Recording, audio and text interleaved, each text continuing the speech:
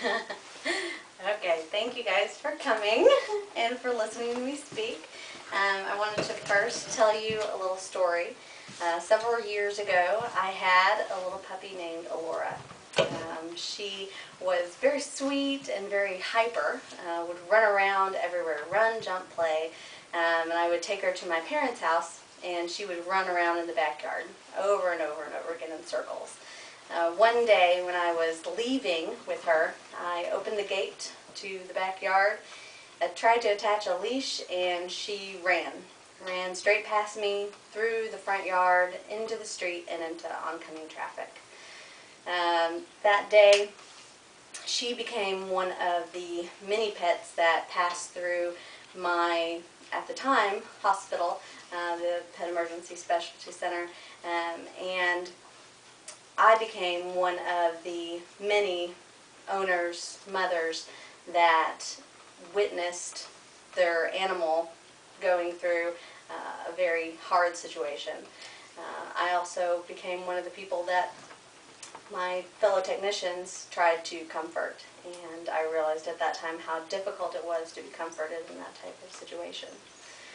I want to share with you today some things that you may not know would hurt your furry creature, and things that you can do to prevent those things from happening.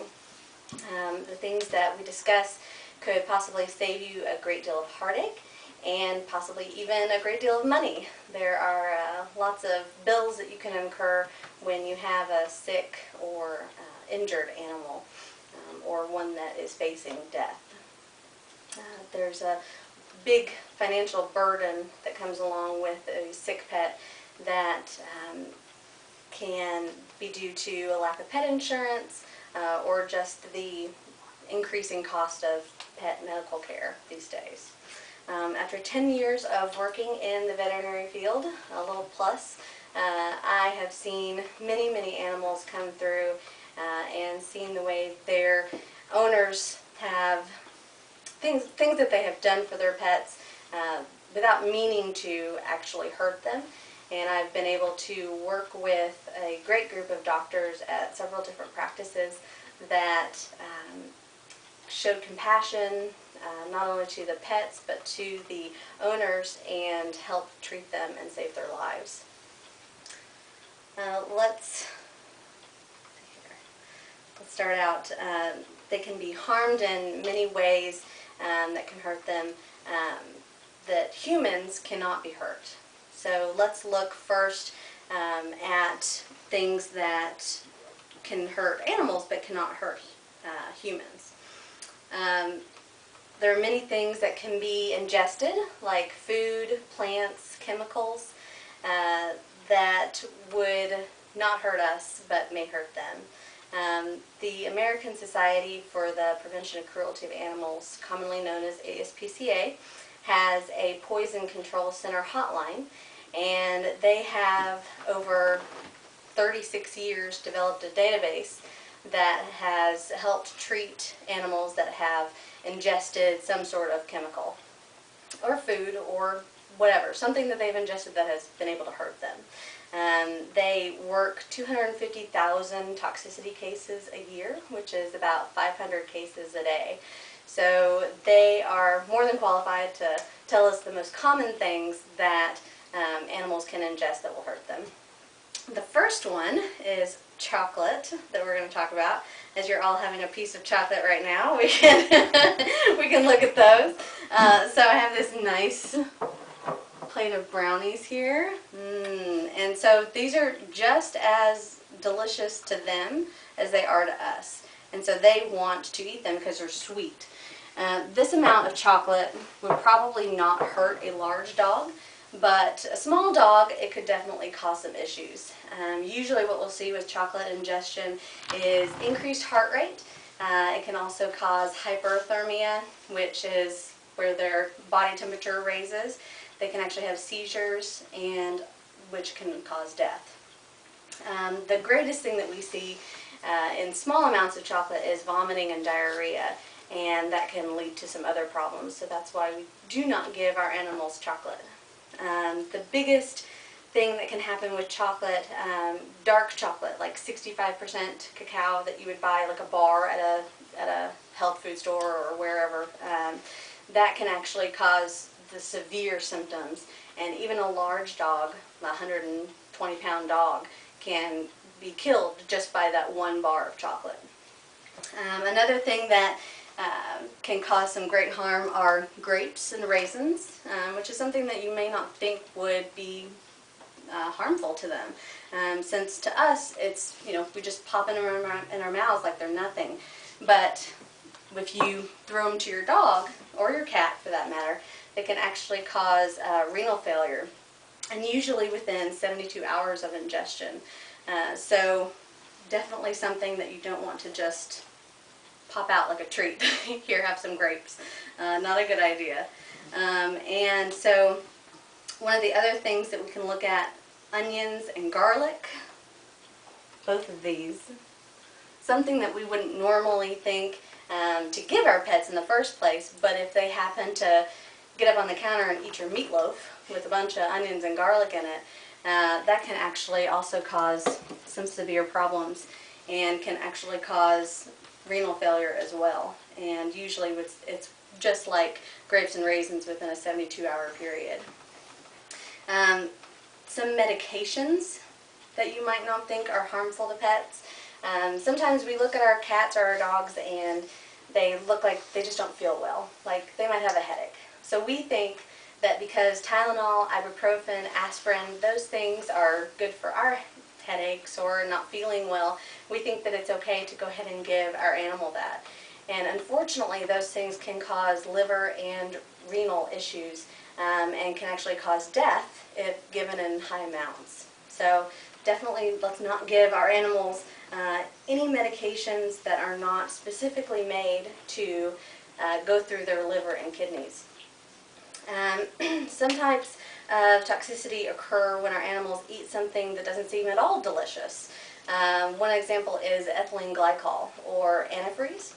It is very sweet, which we would not automatically think that it would be a sweet thing to taste, but to them it is. So when it's laying out on a garage floor or in a driveway, it's very easy for them, even stray cats and dogs, to walk past and lick it up, and then usually it causes renal failure within 3 hours of ingestion.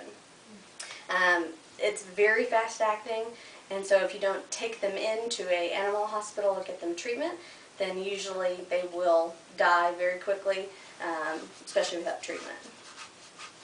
One of the things that cats especially are prone to, eating plants.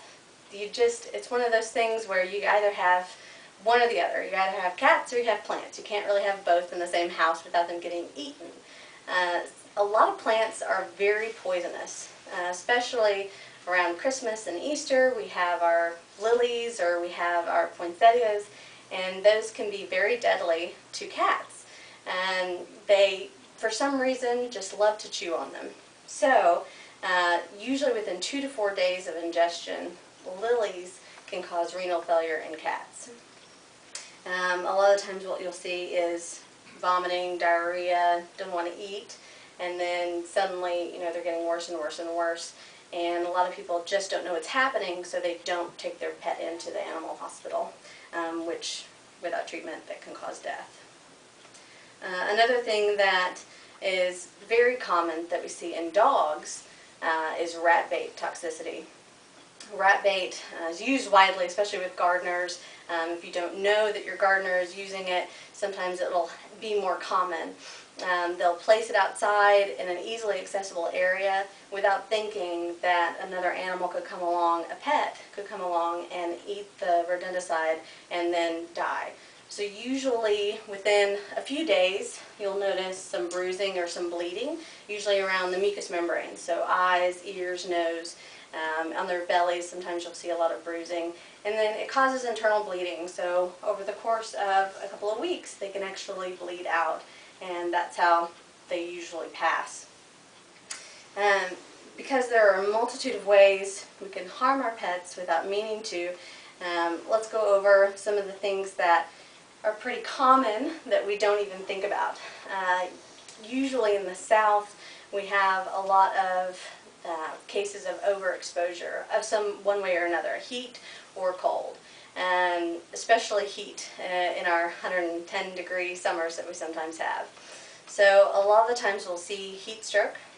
So you put your dog outside in the backyard, no water, no shelter. A lot of times that happens around here, and they quickly become heat exhausted.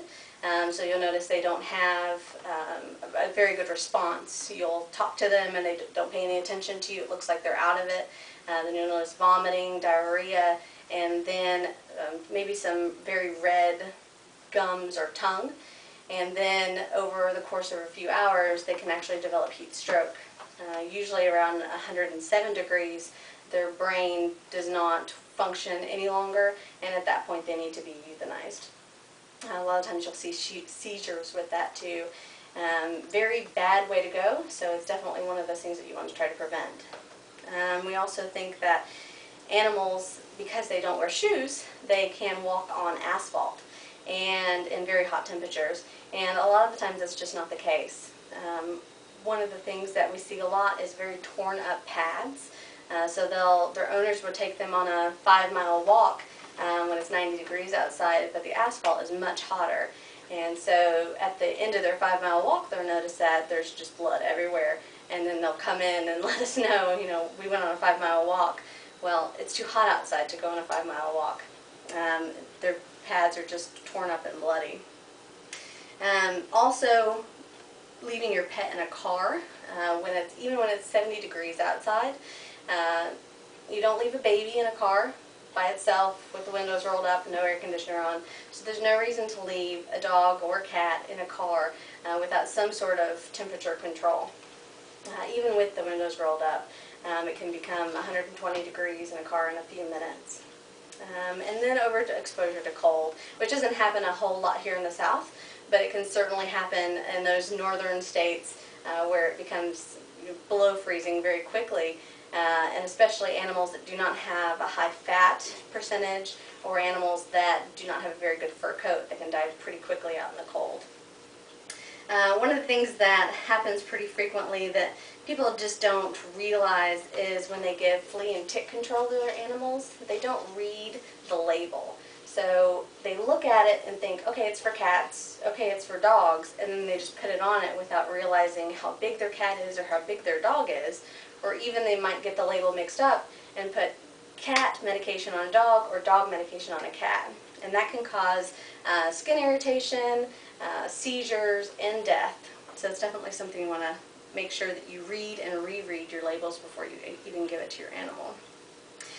Just as there are many ways to cause harm, there are many ways to prevent as well. So food substances such as the chocolate, grapes, raisins, onions, anything that you have that might taste or smell delicious, you want to keep it up into a cabinet somewhere that they cannot get to it, even under lock and key if you have to.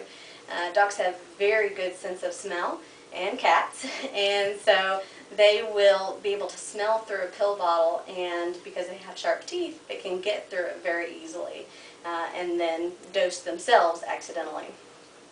If you have small children, then definitely you want to make sure that they understand that you're not supposed to give Fluffy, what you're eating, because it can be bad for them.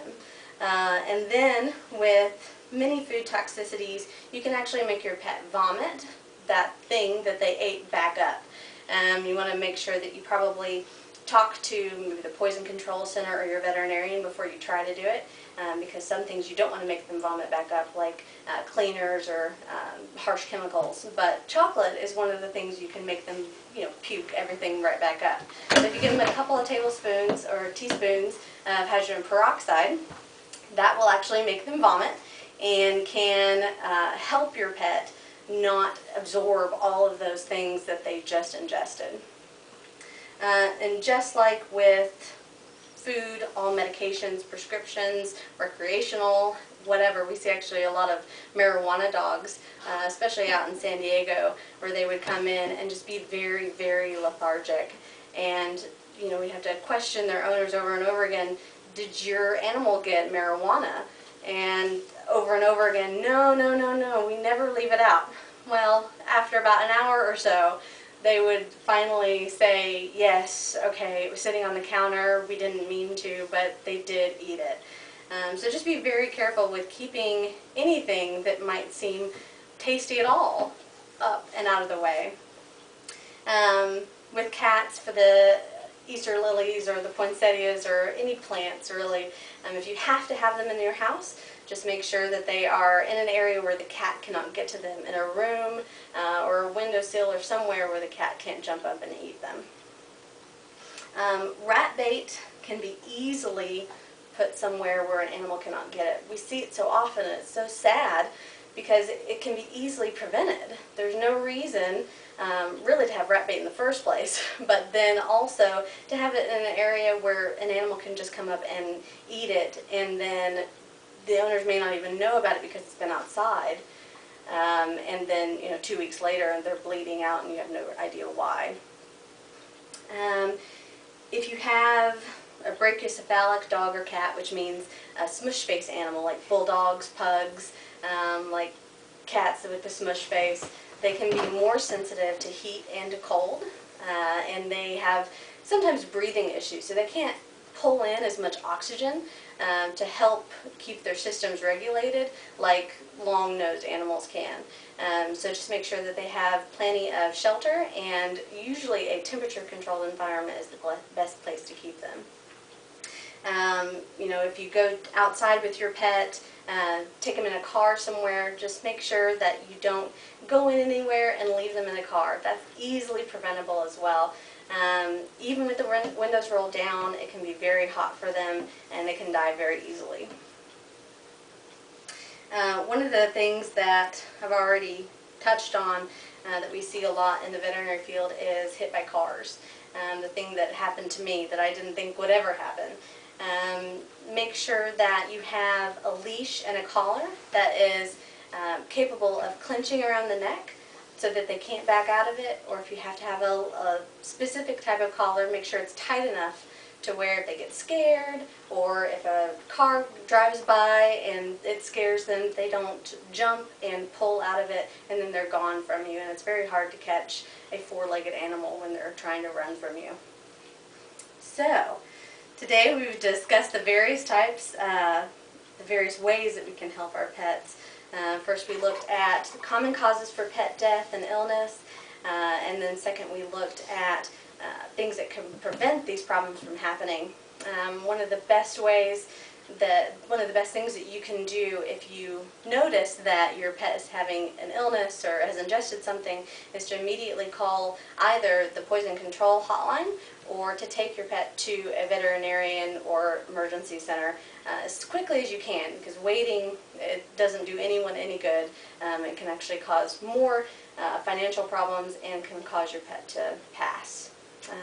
So those many years ago when I lost my sweet Alora, I was heartbroken, not only because I had lost my best friend, but also because I knew that it was completely preventable and I could have done something about it. So it was my fault, and that's why I couldn't sleep at night, because I knew that I could have done something to prevent it. So if you take one thing away from this, I hope that you take away that we are ultimately responsible to educate ourselves, and we're ultimately responsible for the well-being of our animals, and we are not only their companions, but we are their voice. Thank you.